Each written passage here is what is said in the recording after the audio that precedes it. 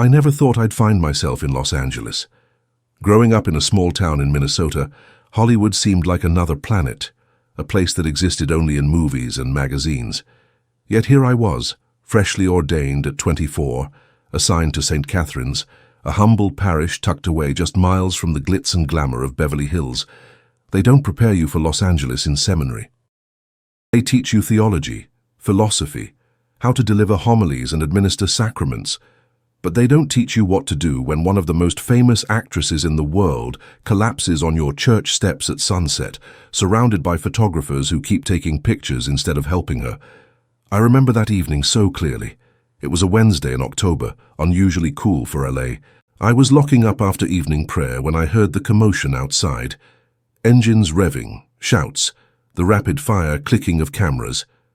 I thought perhaps a celebrity was visiting one of the restaurants down the street. In my 6 weeks at St. Catherine's, I'd learned that such things happened occasionally. But when I opened the door, I saw her, Elise Montgomery, crumpled on the bottom step of our church, her face buried in her hands, her shoulders heaving with sobs. Around her, like vultures, circled at least a dozen photographers, their cameras flashing incessantly. For those who don't follow entertainment news, Elise Montgomery is one of the biggest stars in Hollywood, 3-time Oscar nominee, face of major fashion brands, starring role in the superhero franchise that dominated box offices for the past 5 years. But that week, her name was in headlines for different reasons. A very public breakup with her co-star, rumors of substance abuse, a disastrous interview where she'd stormed off set, and now somehow she was at my church, having what appeared to be a complete breakdown while strangers documented every tear. I'm not an imposing man by any measure. I'm what my mother calls bookishly built. But something took over me in that moment.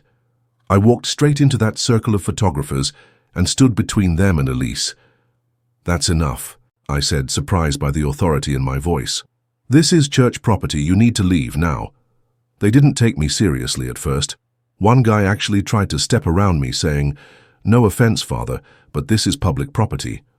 I remember looking him directly in the eyes and saying, "The steps of St. Catherine's are consecrated ground, and right now you're trespassing on it.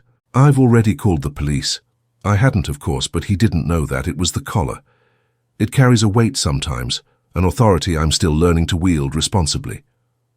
One by one, they backed away, though they didn't leave completely, just retreated to the sidewalk, cameras still raised like weapons. When I turned to Elise, I wasn't prepared for how small she looked. On screen, she was larger than life, fierce, confident, radiant. The woman huddled on my church steps seemed fragile, almost childlike. Her designer dress was wrinkled, her makeup streaked down her face. "They won't leave," she whispered without looking up. "They never leave." I sat down beside her, keeping a respectful distance. "They can't come any closer," I said. "Not while you're here."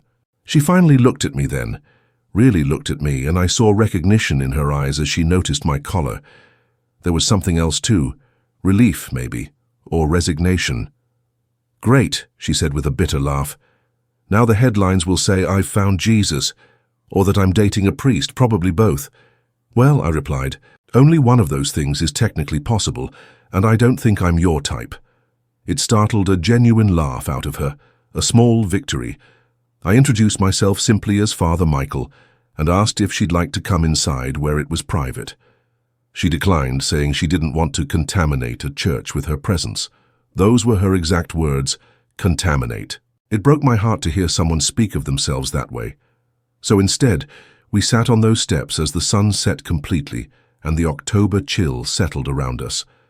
I offered her my jacket, which swallowed her frame despite her being taller than me in her heels. "Do you know why I ended up here?" she asked me after a long silence.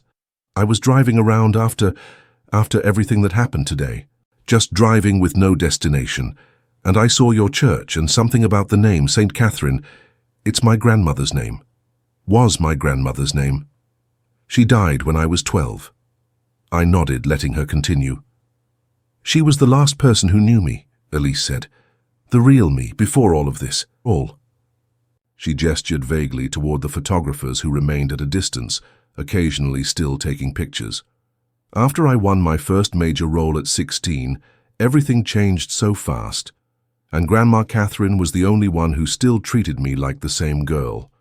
She'd make me help with the dishes when I visited, ask about my homework, scold me if I used foul language even after I bought her a house. Elise wiped at her eyes.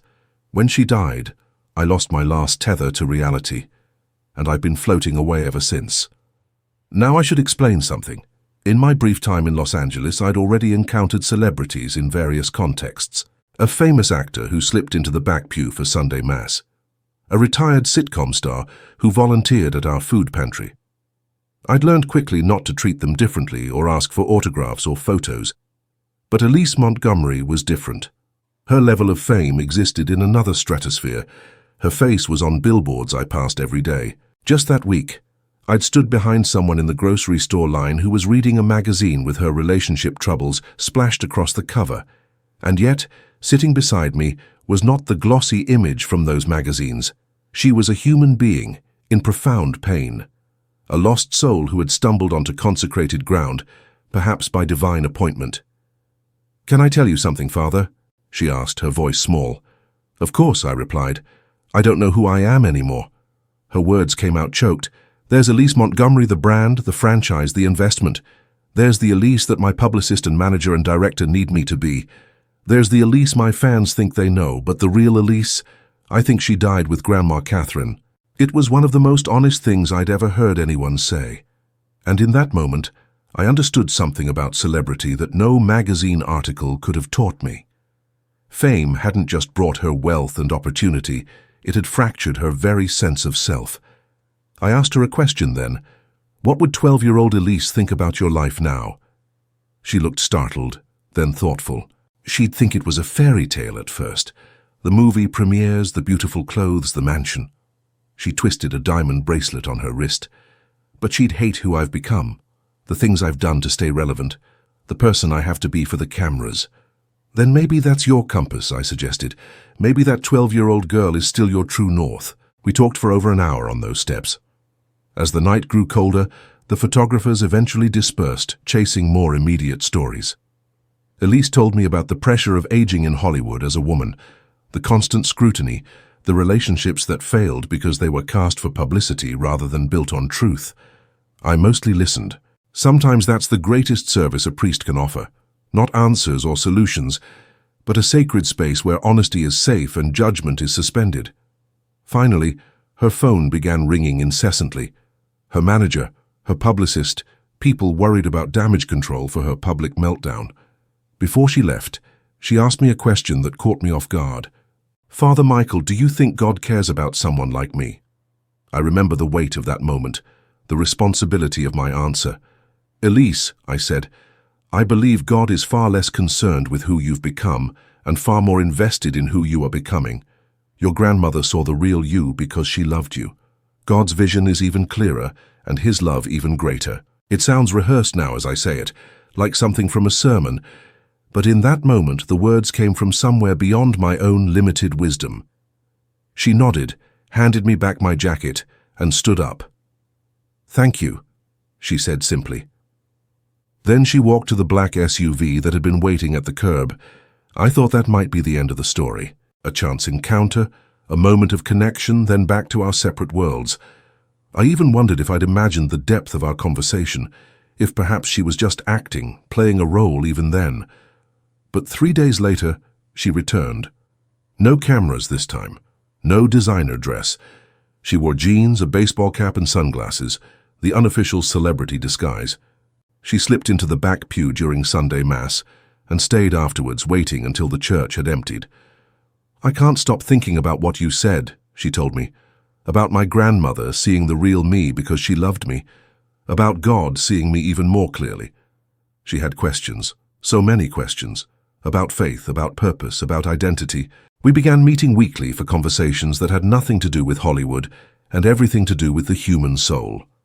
I learned that she'd been raised with no religious background, that her concept of God was shaped entirely by pop culture and the performative spirituality of some Hollywood circles. About a month into our conversations, Elise made a decision that shocked the entertainment world. She announced she was taking a year-long sabbatical from acting. The press speculated wildly: rehab, plastic surgery, a secret pregnancy. Nobody guessed she was embarking on a different kind of journey. She spent that year rediscovering herself. She took pottery classes at a community center where nobody recognized her. She reconnected with cousins from her mother's side who knew her before fame. She started volunteering at a women's shelter, sitting with people who had lost everything, listening to their stories with a compassion born of her own brokenness. And yes, she continued coming to St. Catherine's, not always for Mass, sometimes just to sit in the quiet of the sanctuary. She began RCIA classes. That's the process for adults interested in joining the Catholic Church. I wasn't her instructor. We both thought it better for her to learn from someone who knew her only as Elise, not as a celebrity. I wish I could tell you that her path from that night forward was smooth. It wasn't. There were relapses into old patterns, days when the pressure of public scrutiny became overwhelming. Her decision to step back cost her roles, endorsements, relationships in the industry.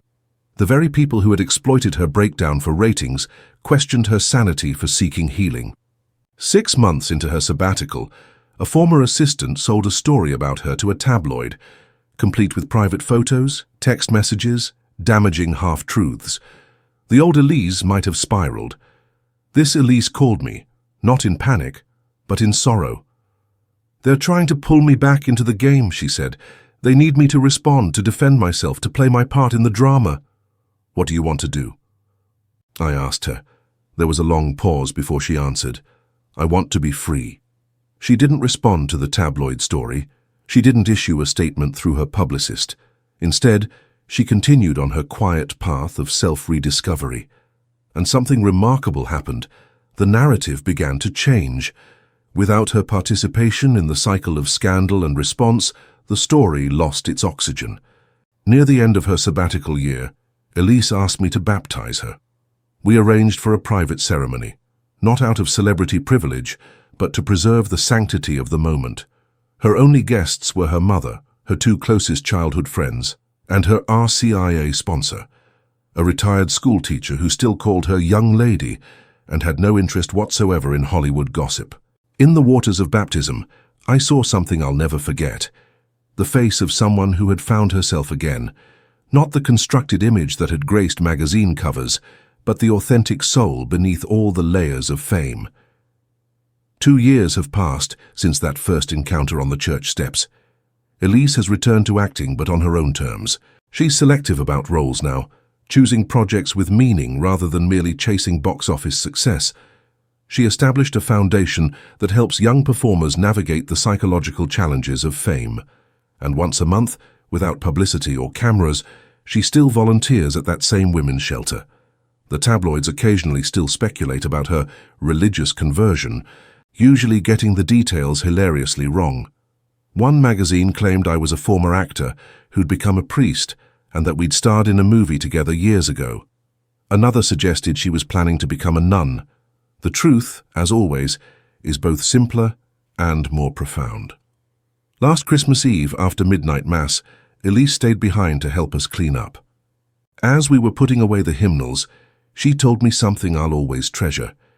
"You know that night on the steps when you asked me what 12-year-old Elise would think of my life? I think about that question every day. And now, finally, I think she'd be proud, not of the fame or the awards, but of finding my way back to myself."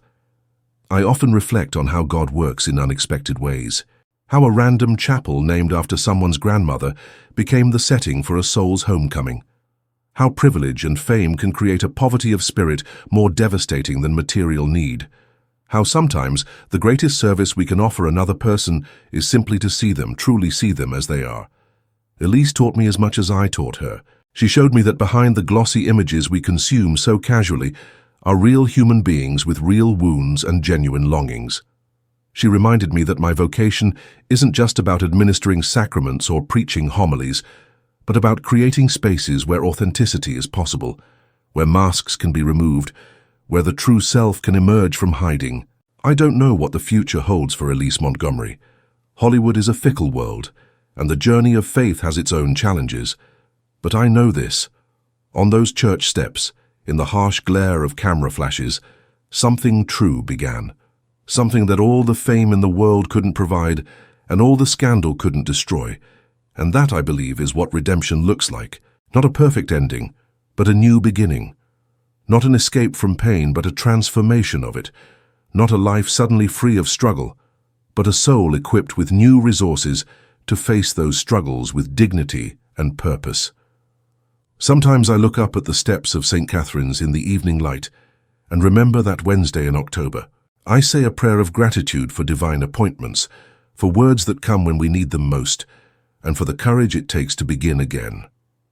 And I remember that each of us, no matter how ordinary or extraordinary our circumstances, faces the same essential human task: to find our way back to our true selves, to the person God created us to be, beneath all the roles we play and masks we wear. That's the journey Elise began on those steps. It's the journey each of us is invited to make, and it's a journey worth every difficult step along the way. But there's more to this story than what I've told you so far. Something I've held back, not out of deception, but because some truths need the right moment to be shared. The night Elise found her way to our church steps wasn't entirely random. Yes, her grandmother's name being Catherine was a remarkable coincidence, or perhaps providence, but there was another reason why St. Catherine's resonated with her. 3 months before our encounter, Elise had been at our church once before, not for mass or prayer, but for a movie scene. Her superhero franchise had filmed a brief sequence in our sanctuary, a funeral scene for a fallen character. The shoot lasted only a day, and I wasn't assigned to the parish yet, but Elise remembered the peace she felt in that space, even surrounded by film crews and equipment. She told me this during our 3rd meeting. It was the only place in recent memory where I felt, I don't know, like the walls weren't closing in. Even with all the chaos of filming, there was something about the space that felt safe. This revelation changed something for me. It suggested that God had been preparing this encounter long before either of us knew it would happen, that even in the commercial machinery of Hollywood filmmaking, a seed had been planted, a memory of sanctuary that would draw her back in her moment of deepest need. I've thought often about this divine choreography. How many seemingly random connections and coincidences form the tapestry of our lives? How many seeds are planted years before they sprout? How the Spirit works through ordinary circumstances to create extraordinary possibilities. The intersection of our lives, a young priest from Minnesota and a movie star in crisis, was unlikely by any human calculation. Yet here we were, brought together through a chain of events that, in retrospect, feels almost inevitable. Elise's journey toward healing wasn't linear or simple. About 4 months into her sabbatical, she disappeared for 2 weeks. No calls, no meetings. I was worried, wondering if she'd relapsed or if the pressure had become too much. When she finally reappeared at St. Catherine's one Tuesday afternoon, she looked tired, but strangely peaceful.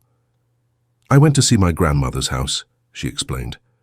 "The one I bought her before she died. It's been sitting empty since she passed. I couldn't bear to sell it or even visit. But I went there, stayed there, slept in my old room from when I'd visit her." She described walking through rooms filled with her grandmother's things, preserved exactly as they had been. Finding childhood photos of herself that her grandmother had proudly displayed, images from before fame, before the world knew her name. "I found her Bible," Elise told me. "It was worn, with notes in the margins, passages underlined. She never pushed religion on me, but seeing how much her faith meant to her, it helped me understand why I'm drawn to this now." In that house, surrounded by memories of the last person who had known her authentic self, Elise began writing. Not scripts or memoirs to be published, but letters, to her grandmother, to her younger self, to God. She showed me one of them, addressed to 12-year-old Elise. It was full of apologies, explanations, and promises. A bridge across time, attempting to reconnect with the person she had been before fame fractured her identity. There were darker moments, too. One evening, she called me in distress. She'd been recognized at the pottery studio, and someone had posted her location online. Within an hour, photographers appeared. Her sanctuary of normalcy had been invaded. "I can't escape it," she said, her voice tight with frustration. "No matter where I go or what I do, I'm never just a person. I'm always a target, a story, a commodity." I had no easy answers. The reality of her life included challenges I could barely comprehend. The relentless public ownership of her image and story was a cross she bore that few others could understand. "Maybe you can't escape it entirely," I suggested, "but you can decide how much power it has over you. The photographers will always come, but perhaps what's changing is how their presence affects your inner peace." She considered this. "So it's not about building higher walls, but about strengthening what's within them." "Exactly. St. Augustine said our hearts are restless until they rest in God. Perhaps true freedom isn't the absence of external pressures, but the presence of internal peace despite them." This became a theme in our conversations, the distinction between external circumstances, which we often cannot control, and internal responses, which we can. Elise was learning to find her center in something more stable than public opinion or professional success. The tabloid story I mentioned earlier, the one sold by her former assistant, was particularly painful because it involved betrayal by someone she had trusted. The story included private text messages in which Elise had expressed doubts about her faith journey, moments of weakness and questioning that are natural to any spiritual path. These private struggles were presented as evidence that her religious phase was insincere, a publicity stunt or mental breakdown. Reading these intimate thoughts displayed for public consumption was deeply wounding for her. We sat in the empty church sanctuary late one night after this story broke, as Elise wrestled with feelings of violation and betrayal. "Even my doubts aren't allowed to be private," she said. "Even my questions belong to everyone else." I reminded her of the disciples in the Gospels, how they too had moments of doubt and questioning, even after witnessing miracles firsthand. How Thomas needed to touch Christ's wounds to believe. How Peter denied knowing Jesus 3 times. "Faith isn't the absence of doubt," I told her. "It's the willingness to keep walking forward despite it. Your questions don't invalidate your journey. They're an essential part of it." Something shifted for her that night. The public exposure of her private struggles, intended to humiliate her, instead became liberating. If her doubts were already on display for all to see, she had nothing left to hide. "Let them print whatever they want," she said with newfound resolve. "My relationship with God isn't dependent on their approval or understanding." Her baptism, which I mentioned earlier, was a profound moment for both of us. We chose to hold it at dawn, as the first light of day streamed through the stained glass windows of St. Catherine's. The symbolism wasn't lost on any of us. A new day, a new beginning. Elise had asked if she could say a few words before the ceremony.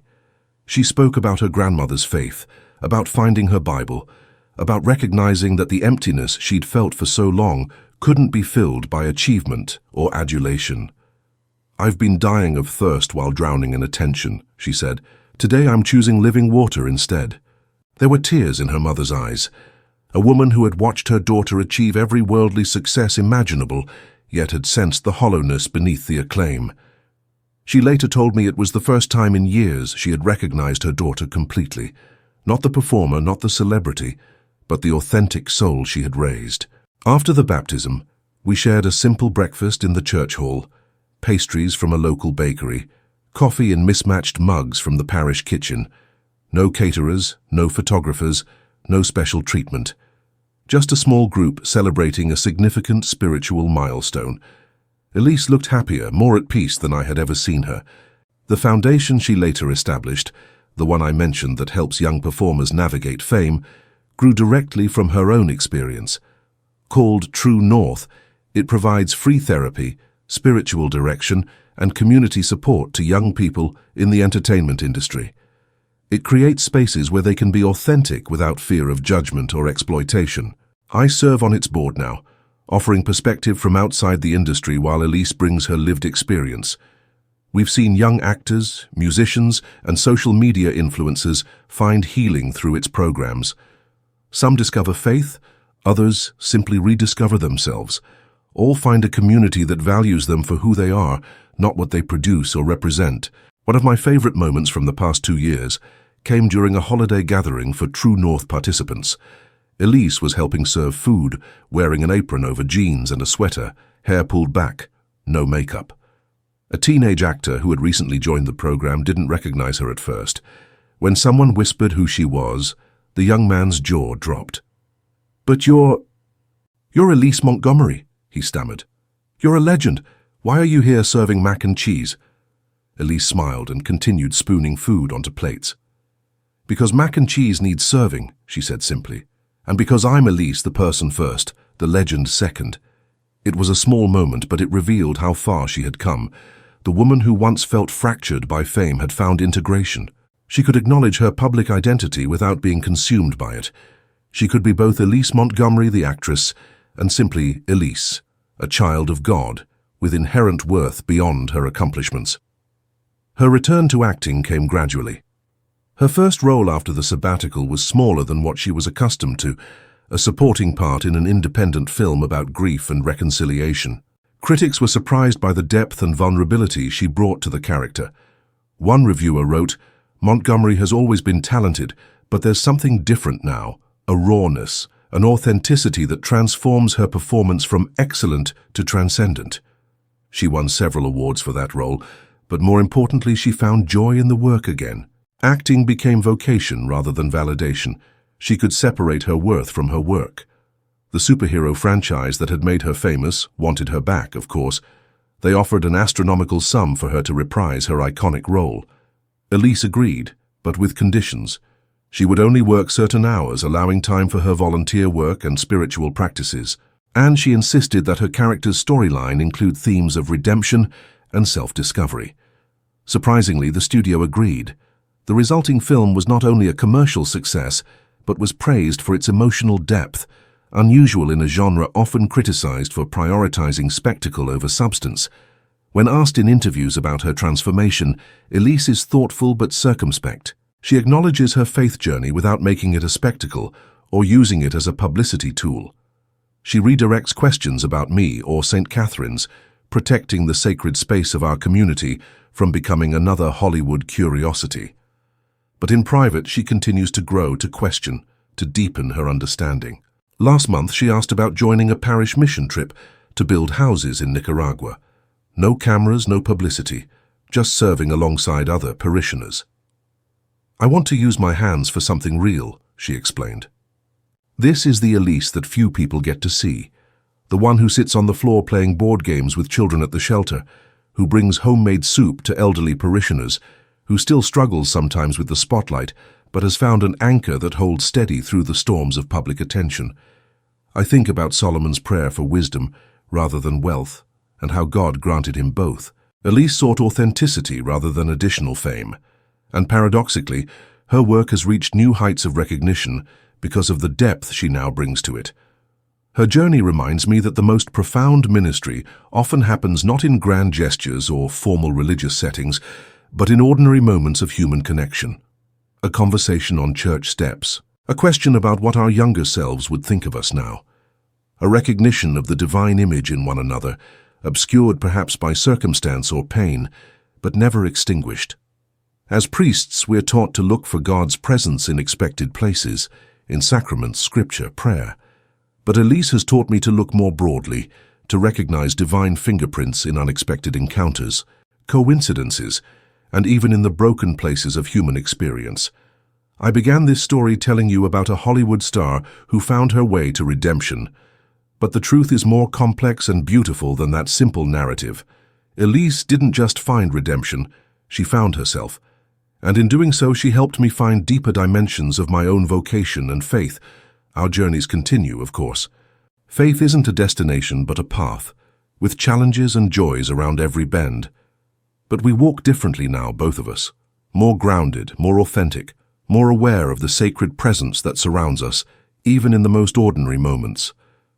And that perhaps is the greatest miracle of all. Not that a famous actress found religion, but that two human beings from vastly different worlds recognized the divine spark in one another and were both transformed by the encounter. Every time I look at the steps of St. Catherine's, I say a simple prayer of gratitude for that October evening when God's timing brought us both to exactly the right place at exactly the right moment. And I remember that redemption is always possible, that authentic selfhood is always within reach, and that grace can find us even in our moments of deepest despair. That's the story I wanted to share with you today. Not because it's extraordinary, though in some ways it is, but because it reminds us of what's true for all of us, that beneath our public personas, our carefully constructed identities, our successes and failures, there exists a true self known and loved by God. And finding that self, returning to that self, is the journey we're all called to make. Whether we're on church steps in Los Angeles or anywhere else in this broken, beautiful world, the invitation remains the same: to become fully who we were created to be, to let go of the false and embrace the true, to find our way back home to ourselves and to God. And that, I believe with all my heart, is a journey worth taking.